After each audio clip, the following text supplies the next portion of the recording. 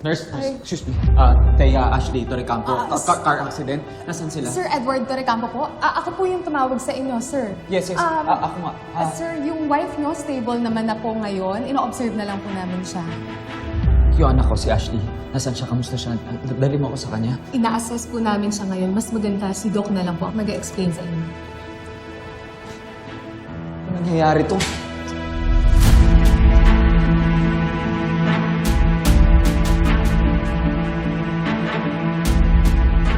Bakit wala pa sila? Eh, pa kanina pa ito nakaschedule? Hindi sumagot ng tawag eh. Teka, ito. Nag-text na. Ano daw sabi? Nagkaroon ng minor car accident. Okay naman daw sila. Kailangan natin malaman yung buong detalye kung okay lang ba si Ashley, kung bakit hindi sila sumasagot sa tawag. So, ano ibig sabihin nito? Hindi na naman matutuloy?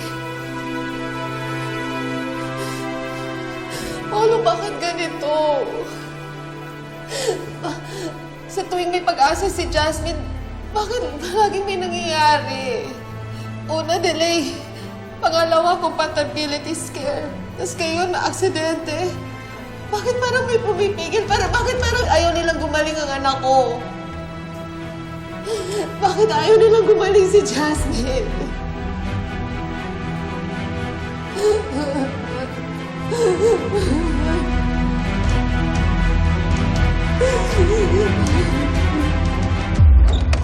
Thea!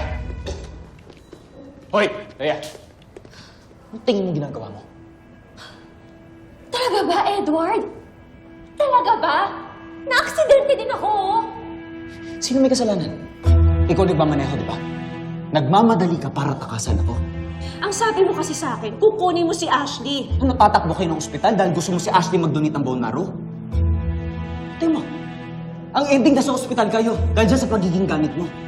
Gusto mo siyang kunin sa akin dahil dyan sa pera. Hindi ko sinasadya! No. Hoy! Thea! Hindi mo sinasadya.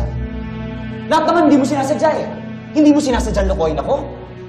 Hindi mo sinasadyang gamitin si Paolo. Hindi mo sinasadyang gamitin yung anak natin. Ayoko siyang mawala sa akin, kaya gagawin ko ang lahat para mabuhay kami na magkasama at ng maayos.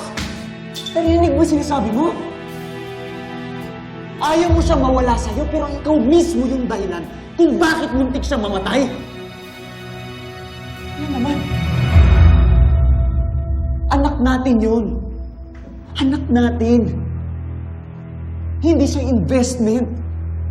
Hindi siya bargaining chip. Hindi siya insurance policy. Anak natin. Anak natin yun. Ano? Wala ka sasabihin? Ano, Thea? Sumagot ka. Ano gusto mo sabihin, ha? Mahal ko si Ashley!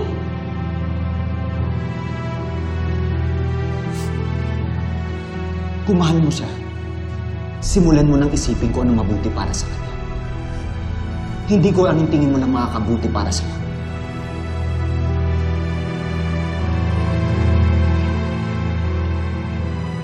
Dahil kung may mangyaring masama kay Ashley na dahil sa desisyon mo, hindi lang ako ang hindi makakapagpatawad sa'yo. Pati sarili mo. Kung may konsensya ka.